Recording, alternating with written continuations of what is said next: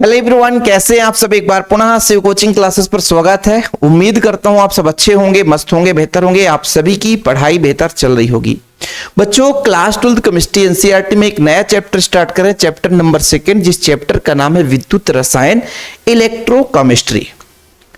Electrochemistry में एक अध्ययन क्या करते हैं बच्चों, जैसे मान लीजिए कोई रासायनिक अभिक्रिया संपन्न हो रही है, ठीक है। रासायनिक अभिक्रिया जब संपन्न होती है, रासायनिक अभिक्रिया जब संपन्न होती है बच्चों, तो रासायनिक अभिक्रिया के माध्यम से एक ऊर्जा भी तैयार हो सकता है। तो वो ऊर्जा होता है विद्युत ऊर्जा। क्या होता है बच्चों? विद्युत ऊर्जा, ठीक है। क्या होता है? विद्युत ऊर्जा।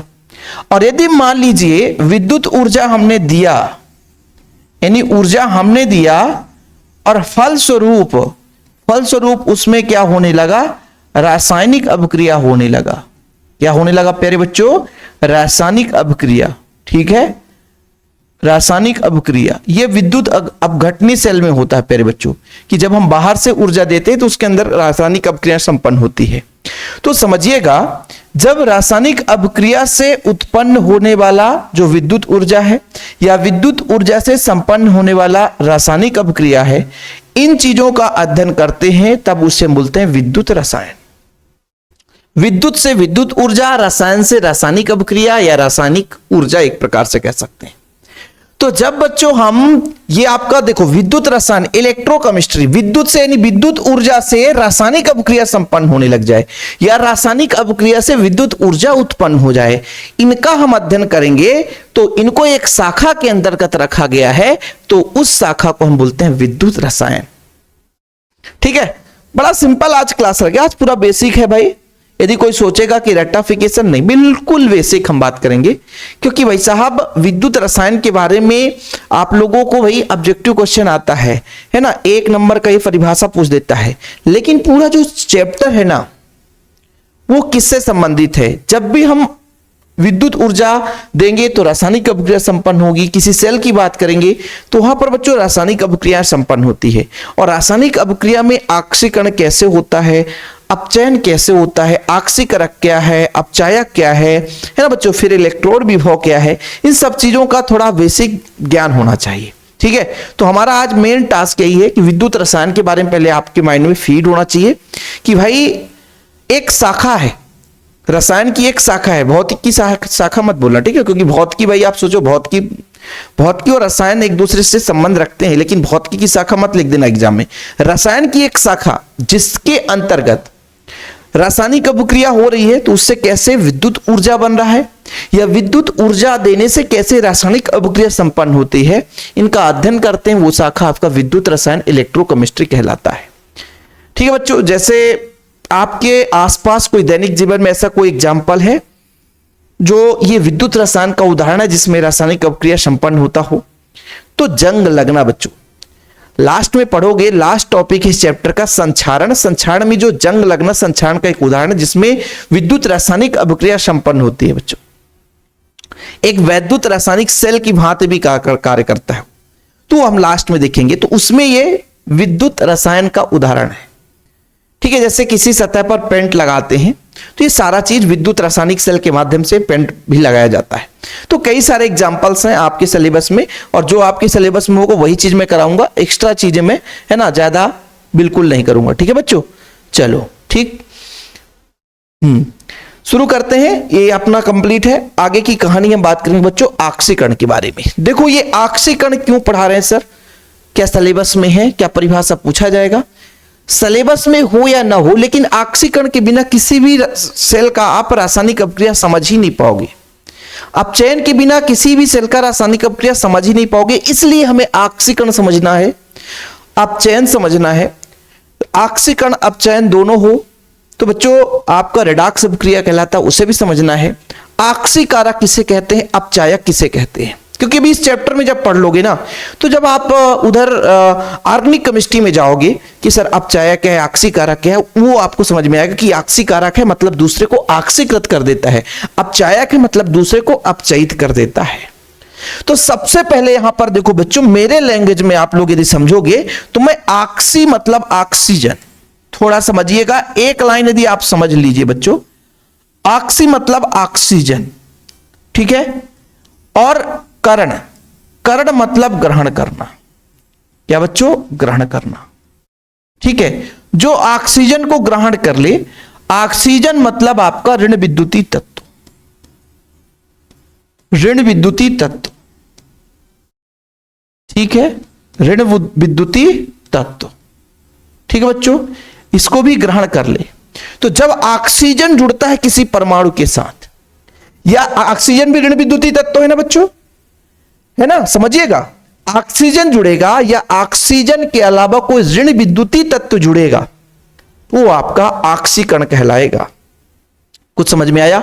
ऑक्सीकरण, ऑक्सीजन का ग्रहण होना। ऑक्सीकरण मतलब ऑक्सीजन का ग्रहण होना।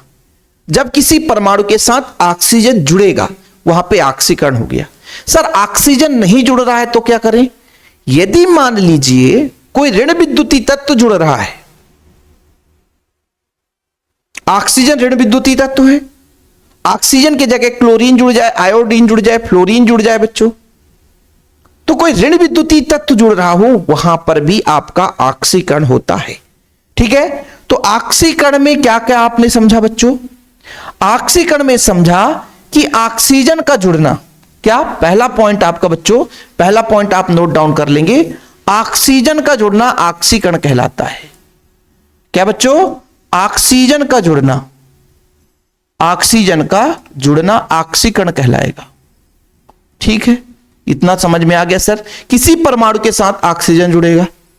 ऑक्सीजन एक ऋण विद्युतीय तत्व है ना, ऋण विद्युतीय तत्व है, ऋण विद्युतीय तत्व का जुड़ना, ठीक है। अब इतना तो क्लियर है सर कि यदि ऑक्सीजन जुड़ रहा है तो हाइड्रोजन निकलेगा। तो यहां पर मैं लिख देता हूं हाइड्रोजन का निकलना। क्या प्यारे बच्चों? हाइड्रोजन का निकलना, हाइड्रोजन का निकलना, हाइड्रोजन का निकलना।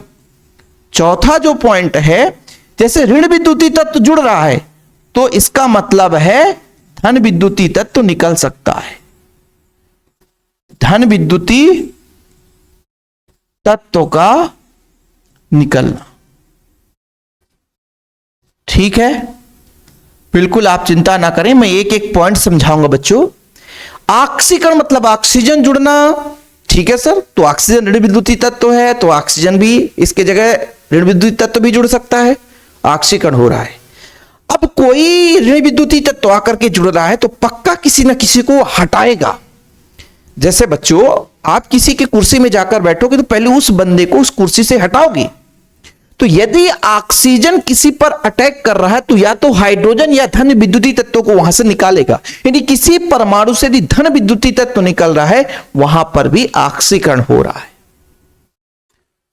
भाई जब हम कहीं पे जगह बनाएंगे ना, तो जगह बनाने के लिए हमें स्थान चाहिए, और स्थान के लिए बच्चों उसको हमको निकालना पड़ेगा।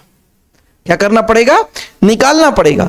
और जब निकालेंगे तो किसी को दुख और किसी को दर्द तो होना स्वाभाविक है, तो निकालेंगे बच्चों तो हम जुड़ेंगे। तो निकालना किसको है? यदि ऋण विद्युतीय तत्व जुड़ रहा है तो धन विद्युतीय तत्व निकलेगा। यदि किसी परमाणु से धन विद्युतीय तत्व निकल भी रहा है, मतलब कोई यौगिक है, कोई है ना हमारे पास पर्टिकुलर कंपाउंड है बच्चों, तो वहां से यदि कोई धन विद्युतीय तत्व निकल रहा है तो वहां पे आपका ऑक्सीकरण होगा, ऑक्सीडेशन जिसे बोलते हैं। इतने में काम नहीं होता है प्यारे बच्चों, है ना। यदि किसी परमाणु से, यह सबसे महत्वपूर्ण टॉपिक है, परमाणु से इलेक्ट्रॉन का निकलना, यदि इलेक्ट्रॉन बच्चों निकल रहा है, क्या निकल रहा है? इलेक्ट्रॉन निकल रहा है बच्चों, तब पर भी वहां पे आपका ऑक्सीकरण होता है। क्या होता है? आपका ऑक्सीकरण होता है। सर कुछ समझाओ यार, कुछ समझा नहीं रहे हो एग्जाम्पल वगैरह। जैसे प्यारे बच्चों एग्जाम्पल में लेता हूं C+O2, तो यह बनाएगा CO2। तो यहां पे आपने क्या देखा कि कार्बन के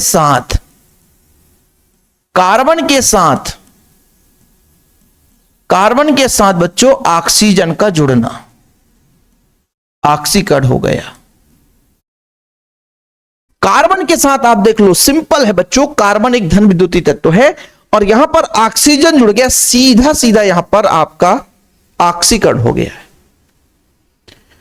चलो बड़े प्यार से मैं एक एग्जांपल लेता हूं। सोडियम है प्यारे बच्चों, सोडियम है, यदि ये एक इलेक्ट्रॉन त्याग दी, एक इलेक्ट्रॉन त्याग दी, तो यहां पर बच्चों इलेक्ट्रॉन निकलना, इलेक्ट्रॉन का निकलना क्या कहलाया? ऑक्सीकरण कहलाया। क्या कहलाया मेरे प्यारे भाइयों? ऑक्सीकरण कहलाया। ठीक है, जैसे आपका Zn है, इसने 2 इलेक्ट्रॉन निकाल लिया, 2 पॉजिटिव हो गया बच्चों, तो यहां भी आपका सेम प्रोसेस है, इलेक्ट्रॉन का निकलना आपका ऑक्सीकरण है।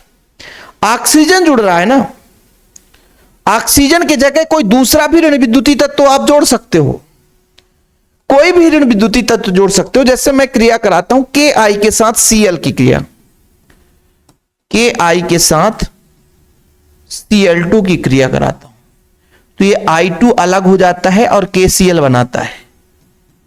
अब ध्यान रखना, बैलेंस कराने के लिए 2 का मल्टीप्लाई कर देंगे, यहां भी 2 का मल्टीप्लाई। यहां पे आप लोगों को लगेगा कि सर यहां पे क्या हुआ है? क्लोरीन का जुड़ना भाई, क्लोरीन का जुड़ना। क्लोरीन कैसा है? ऋण विद्युतीय तत्व है। सर क्लोरीन कहां का है? परमाणु क्रमांक 17 है। कौन से समूह में आता है? 17वें समूह में भी आता है। तो इस तरीके से एग्जाम्पल से आप लोग बता सकते हो कि किस तरीके से भाई आपका है ना ऑक्सीकरण होता है। यहां तक कि यदि किसी को प्रॉब्लम ना हो तो फिर हम आगे चलते हैं। ध्यान ये रखना है, या तो ऑक्सीजन जुड़ रहा हो, ऑक्सीजन की जगह कोई भी आपका ऋण विद्युतीय तत्व जुड़ सकता है बच्चों। ठीक है, हाइड्रोजन निकल रहा हो, धन विद्युतीय तत्व निकल रहा हो, या इलेक्ट्रॉन निकल रहा हो, तो वहां पे आपका ऑक्सीकरण होता है। ठीक है, इसके बाद हम क्या करेंगे? अपचयन देखेंगे बच्चों, तो आप लोगों को दिक्कत नहीं होनी चाहिए। ठीक है, एक और क्रिया करा दो, जैसे यहां पर ले लेता हूं HI की क्रिया। चलो यहां पे करा देता हूं एक क्रिया, HI की क्रिया O2 से करा देता हूं। ठीक है बच्चों, HI की क्रिया O2 से करा दूं तो आपका I अलग हो जाएगा और H2O बनाएगा। हाइड्रोजन के साथ ऑक्सीजन का जुड़ना, ठीक, बैलेंसिंग कराने के लिए 2 का मल्टीप्लाई यहां पे कर दें बच्चों, तो यहां 4 और यहां 2 है ना। अब बैलेंस कराना एक अलग मैटर है। अब आप कहोगे सर बैलेंस कराओ, तो यहां पे बैलेंस हम नहीं कराएंगे। तो यहां पर आप देखो ऑक्सीजन जुड़ रहा है, ऑक्सीजन हाइड्रोजन के साथ जुड़ा है, तो यहां पे बच्चों हाइड्रोजन पे ऑक्सीजन जुड़ा है, तो यहां पे क्या हुआ है? ऑक्सीकरण हुआ है। ठीक है, लेकिन यहां पे आपका आयोडीन है बच्चों, आयोडीन निकला है तब ऑक्सीजन जाकर के जुड़ा है, तो यहां पर हाइड्रोजन के साथ जो ऑक्सीजन की क्रिया हुई है वो हुआ है बच्चों आपका ऑक्सीकरण। ठीक है, कोई दिक्कत, किसी को प्रॉब्लम हो तो बताओ। इसी से बनता है ऑक्सीकारक। अब यहां पर ऑक्सीकरण हो रहा है, ऑक्सीकरण प्रभाव पड़ रहा है भैया, ऑक्सीकरण, ऑक्सीजन का जुड़ना, ऋण विद्युतीय तत्व का जुड़ना, हाइड्रोजन का निकलना, धन विद्युतीय तत्व निकलेगा वहां भी ऑक्सीकरण, इलेक्ट्रॉन का निकलना वहां भी ऑक्सीकरण। फिलहाल इतना क्लियर बच्चों, तो आगे हम बात करेंगे अपचयन के बारे में। क्लास में मजा आएगा, धीरे धीरे करेंगे लेकिन मक्खन करेंगे, खत्म कर, टेंशन मत लो, एक एक पॉइंट क्लियर करेंगे बच्चों, मेरा वादा है आपसे। एक एक चीज चौचक तरीके से बात होगा। ठीक है, अब अपचयन उसका उल्टा कर देंगे बच्चों, उल्टा सीधा ऑक्सीकरण का उल्टा कर दो, अपचयन हो जाता है। ऑक्सीकरण का उल्टा आप कर दो, अपचयन हो जाता है। ठीक, जैसे मैंने वहां पे कहा था ऑक्सीजन का जुड़ना, तो यहां पर ऑक्सीजन का निकलना क्या हो जाएगा प्यारे बच्चों? ऑक्सीजन का निकलना। यदि किसी परमाणु से ऑक्सीजन निकल रहा है, इसका मतलब ऋण विद्युतीय तत्वों का निकलना। ठीक है प्यारे बच्चों, ऋण विद्युतीय तत्व का निकलना। ठीक है, ऋण विद्युतीय तत्वों का निकलना। ठीक है सर, ये पॉइंट तो आपको क्लियर हुआ। ऑक्सीकरण में हाइड्रोजन निकल रहा था, लेकिन अपचयन में हाइड्रोजन जुड़ेगा, अपचयन में हाइड्रोजन जुड़ेगा। तीसरे पॉइंट में बच्चों हाइड्रोजन का जुड़ना, किसका जुड़ना? हाइड्रोजन का जुड़ना। हाइड्रोजन का जुड़ना क्या है बच्चों? तो अपचयन है। चौथे पॉइंट में यदि हाइड्रोजन जुड़ रहा है मतलब कोई भी धन विद्युतीय तत्व जुड़ सकता है, कोई भी धन विद्युतीय तत्व जुड़ सकता है बच्चों। धन विद्युतीय तत्व का जुड़ना भी आपका क्या कहलाएगा? ये क्या कहलाएगा? अपचयन कहलाएगा। अच्छा तो सर 5वें नंबर में ये भी तो बता दो ना कि भाई इलेक्ट्रॉन वहां निकल रहा था, इस बार इलेक्ट्रॉन का जुड़ना, इलेक्ट्रॉन का जुड़ना, इलेक्ट्रॉन का जुड़ना क्या कहलाएगा बच्चों? आपका अपचयन कहलाएगा, रिडक्शन कहलाएगा। बिल्कुल अपोजिट हमने लिखा है। ध्यान रखिएगा प्यारे बच्चों, मैंने ये कहा कि यदि आपके पास ऑक्सीजन जुड़ेगा तो ऑक्सीकरण है, तो यहां पर आप लोग देखोगे ऑक्सीजन निकलेगा तो ऑक्सीकरण है। फिर बच्चों मैंने कहा ऋण विद्युतीय तत्व जुड़ेगा तो ऑक्सीकरण है, यदि ऋण विद्युतीय तत्व निकलेगा तो अपचयन है। ठीक है, यहां पर देखो आप लोग कि यदि हाइड्रोजन निकलेगा तो ऑक्सीकरण है और हाइड्रोजन जुड़ेगा तो अपचयन है। ठीक है बच्चों, इसके बाद धन विद्युतीय तत्व निकलेगा तो ऑक्सीकरण है, यदि धन विद्युतीय तत्व जुड़ेगा तो अपचयन है। ठीक है, इलेक्ट्रॉन का निकलना आपका ऑक्सीकरण है और बच्चों इलेक्ट्रॉन का जुड़ना आपका अपचयन है। बस यानी किसी परमाणु से यदि धन विद्युतीय तत्व भैया जुड़ रहा है किसी परमाणु में तो वहां पे आपका अपचयन हो रहा है। यदि धन विद्युतीय तत्व निकलता तो वहां पर ऑक्सीकरण हो जाता। सर मजा आया ना? ट्विस्ट, कोई दिक्कत? अब यहां पे जो अपचयन है ऑक्सीकरण का सीधा सीधा उल्टा होगा, है ना? क्योंकि भाई कोई कुर्सी से उठेगा तो कोई तो बैठेगा ना। तो जब हमने कुर्सी पे बैठा है यानी ऑक्सीजन जुड़ा है तो वहां पे ऑक्सीकरण हुआ है, लेकिन जो छोड़ के गया है ना उसके साथ अपचयन हुआ है, उसके साथ थोड़ा गलत हो गया है ना भाई, उसको छोड़ के जाना पड़ा है। तो अब यहां पे छोड़ने की बात आएगी। यदि ऋण विद्युतीय तत्व तो छोड़ेगा और वहां पे आके धन विद्युतीय तत्व जुड़ेगा तो यहां पे दर्द किसको होगा? जो ऋण विद्युतीय तत्व है। जैसे आपका है बच्चों एग्जाम्पल कोई भी हो सकता है, एग्जाम्पल कोई भी हो सकता है। यहां पे बच्चों आप ले लो कॉपर का ऑक्साइड ले लो, ये जब टूटता है बच्चों तो Cu+O2 बनाता है। 2 का मल्टीप्लाई कर दो, ठीक है, यहां भी 2 का मल्टीप्लाई कर दो। अब जरा ध्यान देना, यहां पे क्या हो रहा है? यहां पे अपचयन हो रहा है।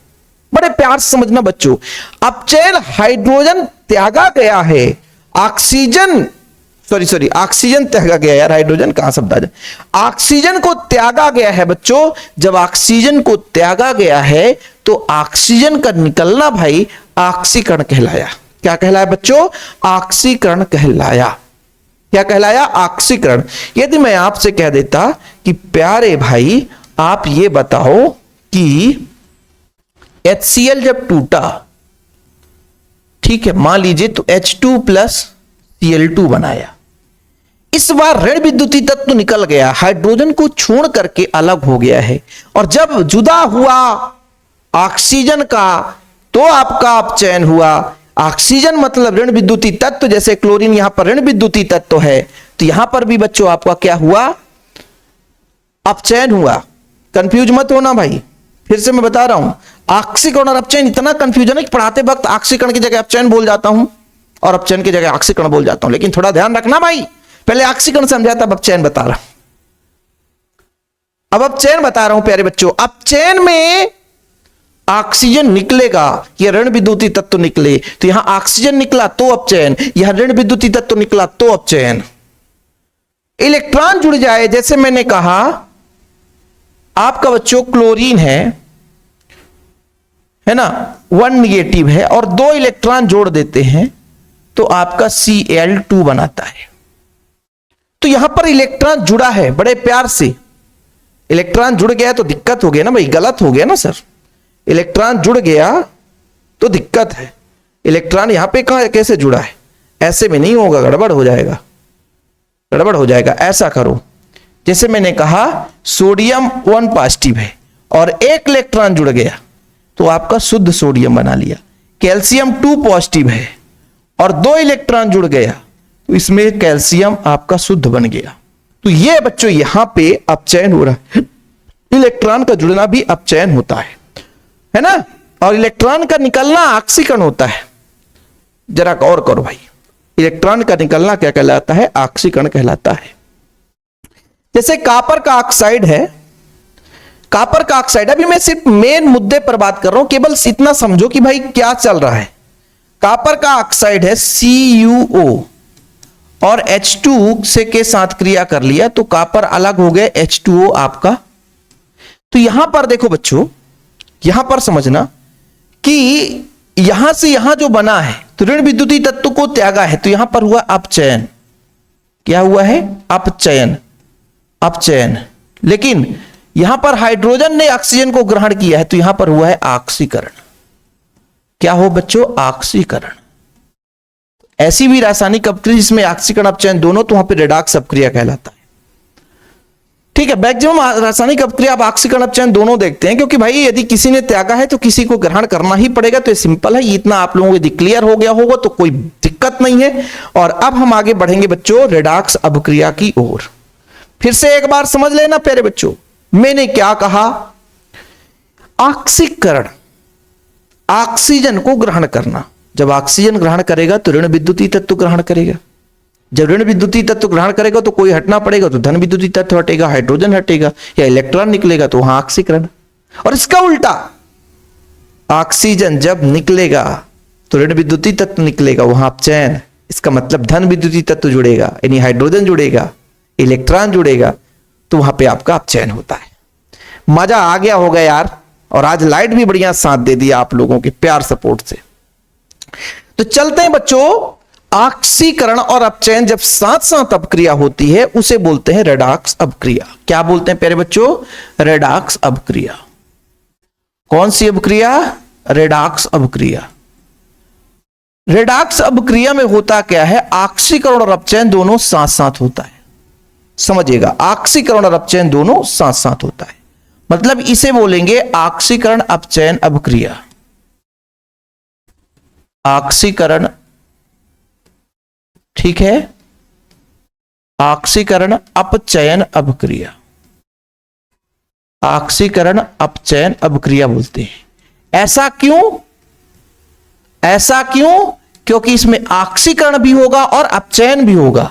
ठीक है, जैसे एग्जाम्पल में बताओ सर, अभी आपको बताया कि कॉपर का ऑक्साइड है और H2 के साथ क्रिया कर लिया, तो यहां पे बना बच्चों Cu हो गया और H2O। जरा ध्यान ये देना है कि कॉपर ने ऑक्सीजन को छोड़ा, तो जब ऑक्सीजन छोड़ा जाता है तो वहां पर अपचयन होता है। क्या होता है प्यारे बच्चों? अपचयन होता है। लेकिन वहीं पे हाइड्रोजन ने ऑक्सीजन को ग्रहण किया तो यहां पर हुआ ऑक्सीकरण। क्या हुआ प्यारे बच्चों? ऑक्सीकरण हुआ। ठीक है, क्या हुआ? ऑक्सीकरण हुआ सर, ऑक्सीकरण।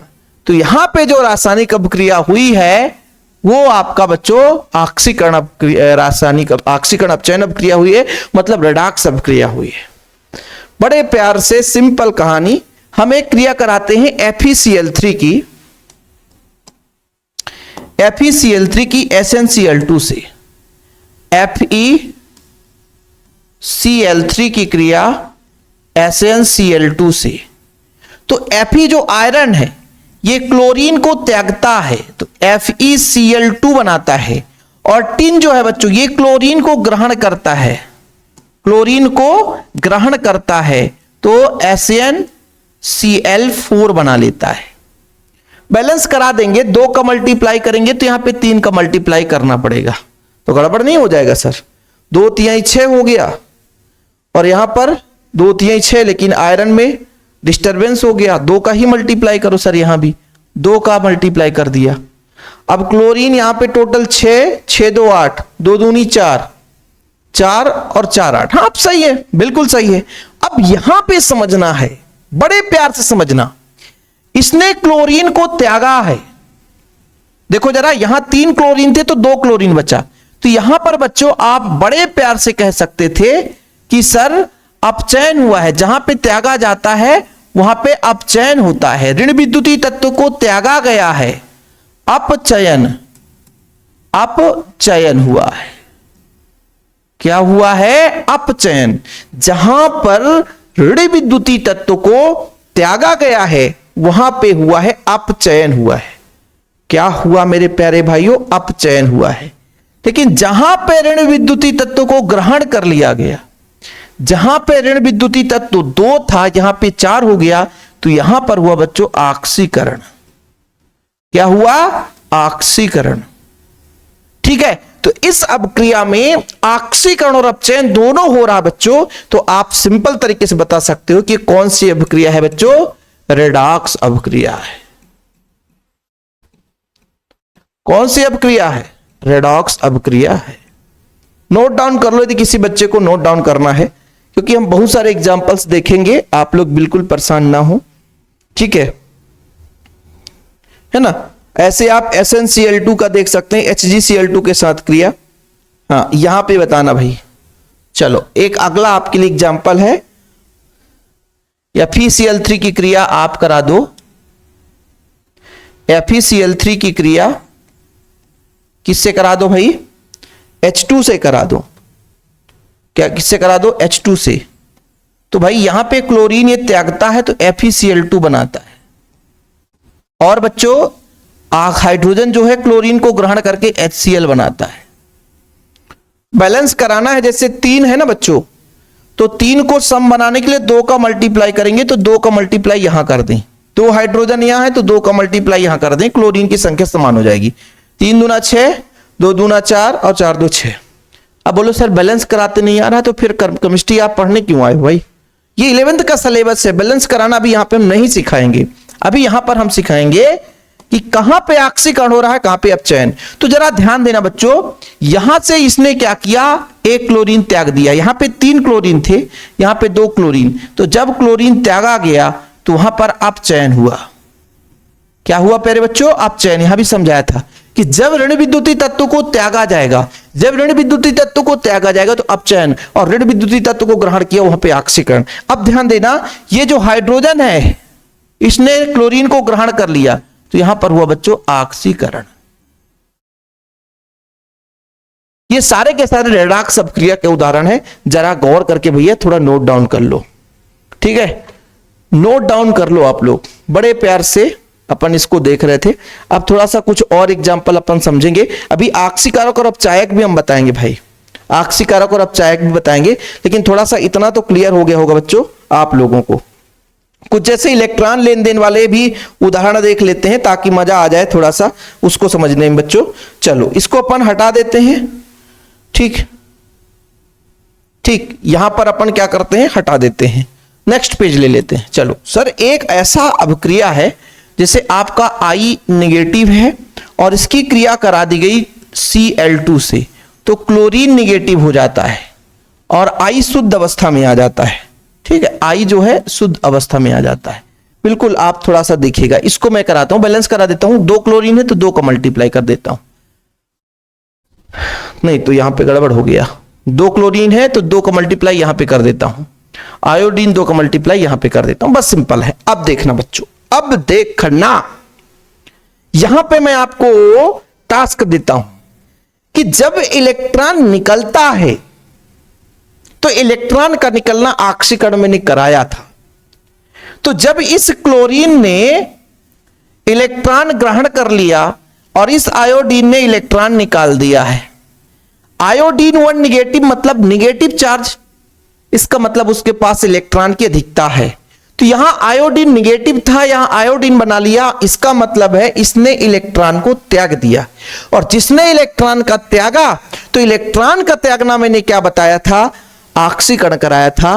पहले आप लोग देख लो, इलेक्ट्रॉन का त्यागना, इलेक्ट्रॉन निकलेगा तो वहां पे प्यारे बच्चों आक्सीकरण होगा। क्या होगा? आक्सीकरण होगा। तो ये क्या हो गया आपका? आक्सीकरण। और भैया यहां पर क्लोरीन था, 1 निगेटिव हो गया, तो यहां पर आपका अपचयन हो गया। क्या हो गया प्यारे बच्चों? अपचयन हो गया। कितना प्यार से समझ में आया होगा कि इलेक्ट्रॉन जहां पे निकल रहा है वहां पे आक्सीकरण, जहां पे इलेक्ट्रॉन ग्रहण किया जा रहा है वहां पे आपका अपचयन है। कोई भी एग्जाम्पल आ जाए ना आपसे बनेगा, ठीक है। अब देखना बच्चों, जिसमें ऑक्सीकरण होता है ना वो कभी ऑक्सीकारक नहीं हो सकता। जैसे इसमें ऑक्सीकरण हुआ है, जिसमें ऑक्सीकरण होता है वो अपचायक हो सकता है। क्या हो सकता है? अपचायक। अपचायक का मतलब दूसरे को अपचयित करता है, दूसरे को क्या करता है? अपचयित करता है। और जिसमें आपका अपचयन होता है वो ऑक्सीकारक कहलाता है, ठीक है। यहीं पे हम समझते हैं, देखना थोड़ा समझ लीजिएगा मुद्दे की बात। देखो बच्चों,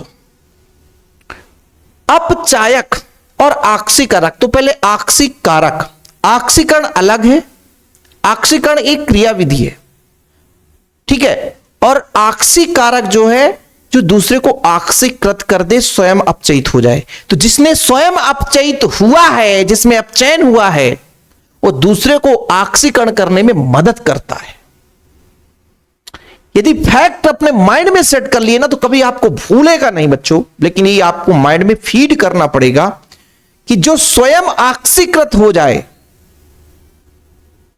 और दूसरे को अपचयित करे वो अपचायक है, और जो स्वयं अपचयित हो जाए दूसरे को ऑक्सीकृत कर दे वो ऑक्सीकारक है। ऑक्सीकारक मतलब ऑक्सीकरण कराने वाला एक माध्यम। समझ में आया? इसने बोला भैया कि तेरे में ऑक्सीकरण होगा, और जब तेरे में ऑक्सीकरण आने की मेरी भूमिका है तो मैं एक ऑक्सीकारक, मतलब ऑक्सीकरण अभिक्रिया को संपन्न कराने के लिए ऑक्सीकारक की जरूरत होती है। और जहां पे अपचयन की अभिक्रिया होगी वहां अपचायक की जरूरत होगी। जैसे किसी अभिक्रिया में ऑक्सीजन जोड़ना है, और ऑक्सीजन जोड़ना है तो मुझे ऑक्सीकारक लेना पड़ेगा, और जब मुझे हाइड्रोजन जोड़ना है, अपचयन कराना है, तो अपचायक लेना पड़ेगा। तो ऑक्सीकारक मतलब जो दूसरे को ऑक्सीकृत कर दे, स्वयं अपचयित हो जाए, और अपचायक का मतलब जो दूसरे को अपचयित कर दे, स्वयं ऑक्सीकृत हो जाए। बताओ बड़े कितने प्यार से मैंने कोशिश की आपको समझाने के लिए बच्चों। ये क्लास आज का पूरा था ही, ये पूरा बेसिक था, और नोट्स में सारा चीज मेंशन रहता है। ऑक्सीकारक ये सारा चीज मेंशन है। न्यू एनसीईआरटी पैटर्न के आधार पर पढ़ाऊंगा, एक्स्ट्रा चीज मैं कुछ भी नहीं कराऊंगा, भले नोट्स में मेंशन है एक्स्ट्रा चीज। भाई नोट्स में एक्स्ट्रा चीज है तो आपको फायदा ही होगा ना, लेकिन मैं बेहतर से बेहतर कंटेंट देने के लिए आपके लिए तत्पर हूं। कॉन्टेक्ट नंबर लिख लो जिसको नोट्स लेना भाई, 9685299149, ठीक है बच्चों। नोट्स आप लोगों को लेना जरूरी है, क्योंकि भाई नोट्स से हमारा भी मदद होता है और आप लोगों का भी मदद होता है। समझ में आई बात? तो प्यारे बच्चों नोट्स आप लोग जरूर ले ले। और यहां पर आप लोगों को ऑक्सीकारक और अपचायक क्लियर हो गया होगा, ज्यादा और भी सोचने की जरूरत नहीं है। और यदि एग्जाम्पल मैं आपको समझा देता हूं थोड़ा सा, जैसे Na और क्लोरीन का भी एग्जाम्पल यहां पर मैं यहीं पे दे देता हूं बच्चों, यहां पे दे देता हूं, यहीं पे दे देता हूं, किसी का भी ले लो एग्जाम्पल, यहां पे ले लो। देखना, इसने अपचयन क्रिया कर ली, इसमें अपचयन हुआ है।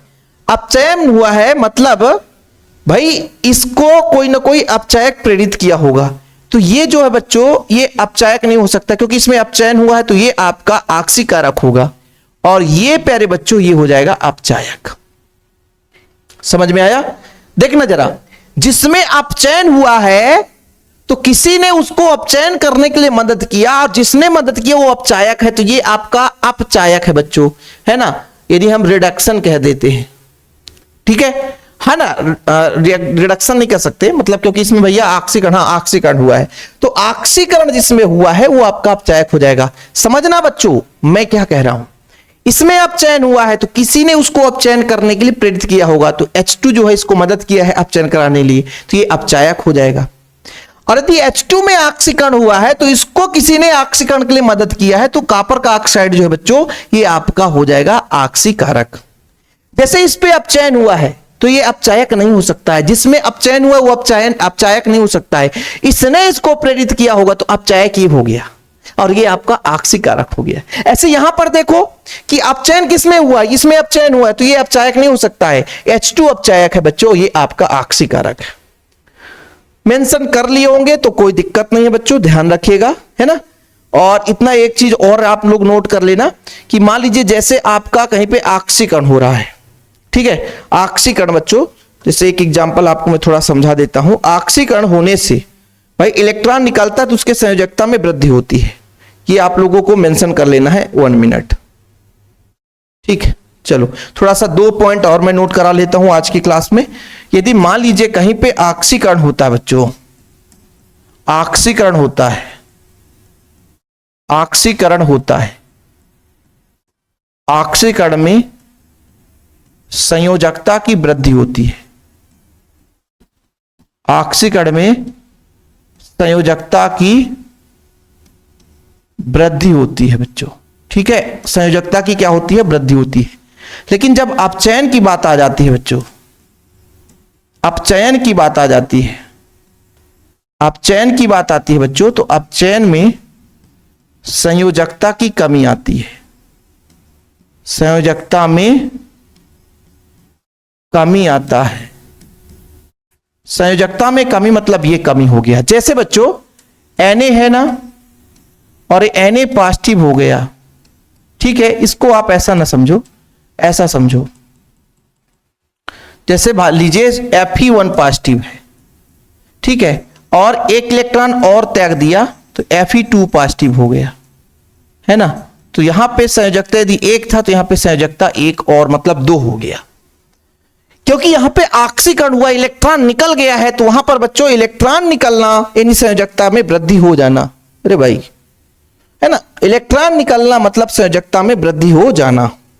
ठीक है बच्चों, तो याद रखिएगा, जब भी इलेक्ट्रॉन निकलेगा तो संयोजकता में वृद्धि होगी, मतलब ऑक्सीकरण की क्रिया होगी तो संयोजकता में वृद्धि होती है, और अपचयन की क्रिया होगी वहां पे संयोजकता में कमी आ जाएगी। क्योंकि भाई जितना इलेक्ट्रॉन निकलेगा उतना ही संयोजकता में वृद्धि होगी, और जितना इलेक्ट्रॉन जुड़ जाएगा उतनी ही संयोजकता में कमी आएगी। ठीक, तो आज का क्लास थोड़ा सा लंबा चौड़ा खिंच गया है, लेकिन उम्मीद करता हूं बच्चों आप लोगों को मजा आया होगा भाई ऑक्सीकारक अपचायक क्या है, क्योंकि आगे चलकर ना काम आएगा भाई, काम आएगा। मैं ये अब इस साल ऐसा नहीं पढ़ा रहा हूं कि बिल्कुल बोर्ड एग्जाम में इतना ही, भाई अगला जो हम क्लास लेंगे ना वहां पे समझ में आएगा। इसलिए आप लोगों से गुजारिश है कि हर एक लेक्चर को देखा करें क्रम से। बाकी वीडियो पसंद आए तो लाइक करके शेयर कर दें। नोट्स के लिए कॉन्टैक्ट नंबर बच्चों 9685 29 91 49 9685299149। जय हिंद, वंदे मातरम।